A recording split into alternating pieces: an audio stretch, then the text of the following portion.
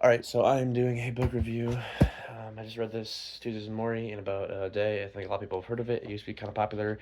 I've heard a little bit about it, but then I don't think it's normally my type of book. So it is a memoir-based thing about 30 years ago. This guy, it's just based on a true story, not based on. I think it literally just basically is a true story, like verbatim. So I guess I would say it's nonfiction, but it's like not like written. It's like a nonfiction story, but it's a little more of like the author's spin. I think it's 100% nonfiction. Anyways, it's a pretty short book. Took me about a day, one sitting to read. um, Not even 200 pages, and the pages are really short.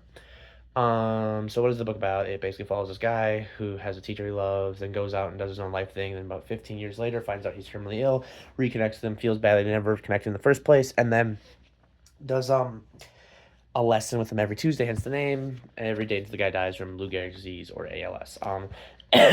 So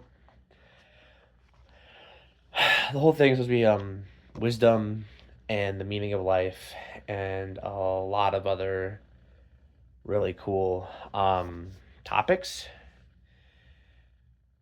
And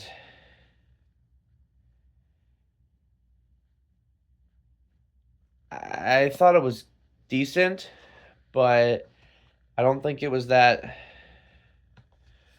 emotional. I don't think it was that. I feel so bad because like it's not a bad book written at all, and it is someone's real life, so I feel a lot harder talking about this. But every little bit of wisdom is like kind of common knowledge or just like basic wisdom from other things. Like he talks about some basic stuff from Buddhism. He talks about some basic stuff from other stuff.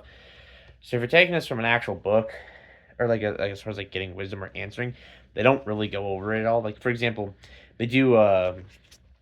They have kind of a chapter, but they do kind of. He does like, okay, let's talk about these certain topics and talk about them each thing, and they'll talk about feeling sorry for yourself in the world.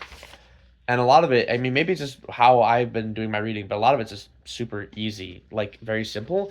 And I was very unimpressed. Now, again, I'm not trying to diss at all this. This is like a nice idea. It's a beautiful idea, and I'm not trying to disrespect any person, living or dead. But like it right now says, it's the first Tuesday. Talk about the world. I remember that I was like, okay, talk about feeling sorry for yourself. Again, that's interesting, but it's not like it's very common knowledge in my opinion, and maybe it isn't. But like I guess like talking about regrets just talks about like it's just pretty basic stuff. Even with death, like it's like, oh, everyone thinks they won't die. And like again, maybe if you've never talked to someone, never experienced death, never lived with anyone, or especially like even just introductory like Buddhist stuff teaches a lot of that. Um, I just didn't find any of it. Like there was a couple things I was like, okay, that's kind of cool, but most of it was just like I know, or like it's like don't get obsessed with career and materialistic stuff. Like yeah, I get it. Now I do think his whole entire personality, his whole entire demeanor about facing the end of his life is extremely brave and hard to encapsulate. I do think he had some pretty good like witticisms about that, but as far as like his actual advice, I didn't really like. It was good advice, but it was just so like basic. Like do others how you want it done yourself. Like that's not mind blowing advice. That's pretty basic stuff. And I'm again, it doesn't necessarily need to be revolutionary to be good. He could just put it in a different wording, a different light, and it's not bad. Um, so all in all. And then okay, and then this is a spoiler alert here to anyone who reads it. But then the ending is kind of like obviously he dies. You know it from the beginning basically. And there's this like nice thing where it's like okay, visit my grave every Tuesday, and I'll listen instead of talking or whatever. And there is some like slightly emotional moment, or there's emotional moments. They didn't connect me 100%. Maybe I'm just whatever, but um, like the part that described about him like and stuff and his humor was good. I did find it was a nice sweet book. Like and it was touching, but just the advice didn't really hit for me. And for $17, which is what the book value is. I mean, I think I got it on Amazon for like 13, but let's even just go cheap with 13. Like this took 2 hours of my time, not even. Because again, it's not 108 pages, but these very short pages. Um, I just I don't know if in general, I don't know if I'd recommend this book. I I would give it.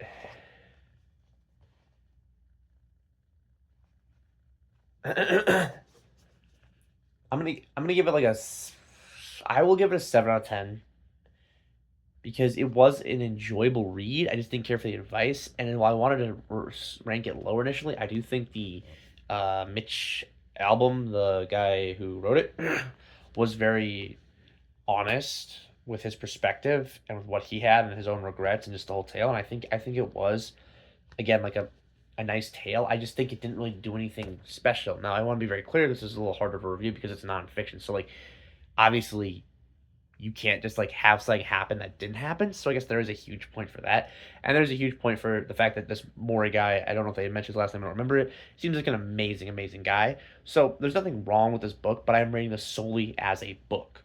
If you want to talk about what actually happened, I think it's beautiful. I think it's 12 out of 10. I think the idea of a guy trying to help others and his intentions is absolutely beautiful. And I think the advice in this book, like I said, I cannot stress enough. The advice is awesome. The stuff they talk about is, I agree with almost, I think, all of it. I think for me, it's just like it's almost like I don't really like. There's other books out there that have some stuff I don't like those. Where it'll be like, let's read basic stuff or read. But there's this book by, I don't remember the author's name, but it's like it's just a book for like comforting or something, and it'll have a lot of advice and stories. I'm like, I agree with that, but I don't really want to sit and read that. I don't. That's not for me. This at least has an actual story with structure, and there's some beautiful stuff in it. And I do think the writing is pretty good. I do think the description is pretty good. I do think it has enough of showing uh flashbacks and other stuff and mixed in. So I think it is a solid narrative structure. And just for me, it was too short, and I'm also again partially rating this on price point, which maybe isn't necessarily valid, but I don't. Maybe I shouldn't rate on price point because like that's not the value of a story. But for me, it's like I have a very hard time when a book wants to charge $17 flat for a short story when I have books that yeah, I want to hear. Well, I have books that are like 1,200 pages, and they charge $25. So it's like okay for you know not even double the price. I get 5 6 times the words. No, more than X. The pages are full, and obviously quality quantity not the same thing, even close. I do think in general, like this is probably not a book I'm going to reread. I did enjoy it, and I do think the actual story is very touching. I do think the themes of the story are very applicable. It's one of those I would recommend. I would recommend to most people. I'd recommend just to read it. I'd recommend just give it at least one try. I don't think I'd ever reread it, and I don't think it's like insanely profound. Maybe I missed something. Maybe I didn't absorb it right. This is the first book I've had where I just don't know if I like it a lot, but I feel really guilty about not being like, oh, this is awesome. So maybe I messed something up on my end. If anyone has anything to say in the comments like, oh, it's amazing, you're wrong, let me know.